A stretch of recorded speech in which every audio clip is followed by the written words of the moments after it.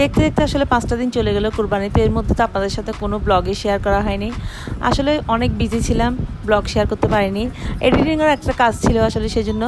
তো আসলে সব কিছু মিলিয়ে আপনাদের সাথে আজকে নতুন করে একটা ব্লগ শেয়ার করবো কুরবানি ঈদের। আসসালামু আলাইকুম, কেমন আছেন সবাই? মূলত আমাদের ঈদের গরু, আসলে কুরবানি ঈদের গরু অনেক আগে কেনা হয়েছিল, প্রায় 5 দিন আগে। তো নূরের পাপা চেয়েছিল আসলে একটু তাড়াতাড়ি কিনতে। তো আমরা সেদিন সকালবেলা ঘুম থেকে তাড়াতাড়ি উঠেছিলাম, প্রায় 7টার দিকে। তো সকালবেলা 7টার দিকে উঠার পরে নূরের পাপা, নূরের আমার ছেলে দুজনেই চলে গেল নামাজে, কিছু না খেয়ে। তো যখন চলে গেল, আমি এদিকে যা করার যেগুলো করার প্রস্তুতি নিচ্ছিলাম।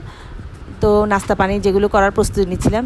তো এর মধ্যে তো আমাদের আসলে এখানে ঈদের নামাজের এই জামাত ছিল প্রায় সকাল 8টার দিকে। তো ওরা চলে গেল 7টার দিকে। তো এর মধ্যে আমার মেয়েও চলে গেলো যেখানে গরু জবাই দিচ্ছে সেখানে। আমি আসলে বাসায় ছিলাম, বাসায় আসলে অনেক কাজ ছিল। আমি আসলে পেঁয়াজ রসুন বাটাটা আসলে আমি এর আগের দিন করে রাখি না, যেদিনই কুরবানি সেদিনই করি, কারণ আমার আসলে তাজাটাই ভালো লাগে। তো নামাজ যখন শেষ হলো, আমার মেয়ে ফোন করে বললো যে গরু জবাই করে দিছে ইতিমধ্যে।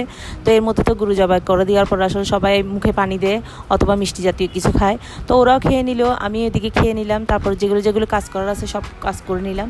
তো এর মধ্যে আসলে গরুর মাংস আসতে আমাদের অনেক দেরি হয়ে গেছিলো, মানে প্রায় 2টার দিকে আসছিল সব কিছু প্রসেস করার পরে।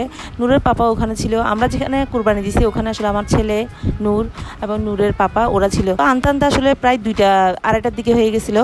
তো আপনাদের সাথে আসলে একটু করে ক্লিপ নিয়েছিলাম যে আপনাদের সাথে শেয়ার করব। সকালবেলা ঘুম থেকে উঠে আসলে আমরা কি করলাম না করলাম এগুলো আপনার সাথে ভিডিও করা হয়নি। আমি আসলে আপনাদেরকে এমনিতে বলে দিচ্ছি সব, কারণ মোবাইলটা আসলে তখন নেওয়ার কোনো সুযোগ পাচ্ছিলাম না, কারণ অনেক কাজ থাকে।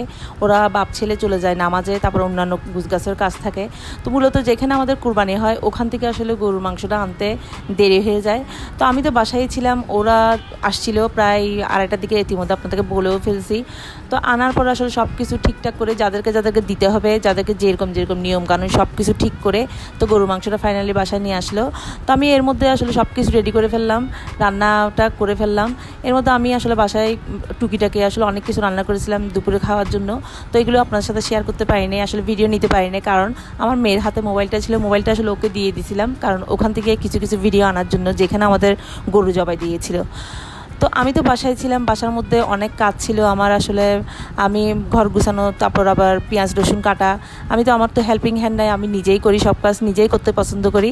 সেজন্য আসলে সব কিছু টুকিটাকি আমি নিজে এর আগের দিন কিছু করে রাখছিলাম, কিন্তু এরপরে আবার কুরবানি ঈদের দিন আমি পেঁয়াজ রসুন বাটা বা অন্যান্য যেগুলো মশলা বাটা আছে এগুলো আমি ওই দিনে করতে পছন্দ করি। তাই জন্য আমি সব কিছু ওগুলো করতেছিলাম। বাসায় আসলে আমি একাই ছিলাম। আমি আসলে গরুর মাংসটা প্রসেস করি, সংরক্ষণ করি বিভিন্ন দুধের প্যাকেট বা ময়দার প্যাকেট, আটার প্যাকেট, এগুলো আসলে ফাইনালি আমি রেখে দিই, কারণ এগুলো মাছ মাংসের জন্য আমার ভালো লাগে রাখতে। আমি ওগুলোতেই সংরক্ষণ করতে পছন্দ করি, সংরক্ষণ করি। তো আপনারা আসলে কীভাবে রাখেন তো জানি না, আমি আমার মতোই করে রাখি। তো এভাবে আমার ছেলেমেয়েরা কী করলো, সব মাংসের মধ্যে একটু করে নাম লিখে দিল, কোনটা কি, যে সহজে যেন এটা ধরা যায়, সেজন্য বোঝা যায়। তো তাবারক যখন বসাই দিলাম, আসলে আমরা চট্টগ্রাম ভাষায় তাবারক বলি, কারণ সব একসাথে রান্না করাকে। তো ওখানে আসলে গরুর সব কিছু ছিল, গরুর কলিজা, ঘিলা বা মাংস, হাড্ডি, চর্বি সবকিছু একসাথে মিলিয়ে রান্না করার ওটা আসলে আলাদা মজা। ওই দিন কুরবানির দিন আমরা ওইভাবেই রান্না করি। তো আমরা আসলে সবকিছু রান্না করার পরে খাওয়া দাওয়া শুরু করলাম। খাওয়া দাওয়া শুরু করার পরে যাদেরকে দেওয়া দরকার ওদেরকে দিয়ে দিলাম। দিয়ে দেওয়ার পরে আসলে সবকিছু আমরা যেখানে মেহমান আসলো, মেহমানদেরকে আপ্যায়ন করলাম যেরকম করা দরকার। তো আপনাদের সাথে আসলে অনেক কিছু শেয়ার করে ফেললাম। তো আজকের ভিডিওটা এখানেই শেষ। আপনারা আমার জন্য দোয়া করবেন। আসসালামু আলাইকুম।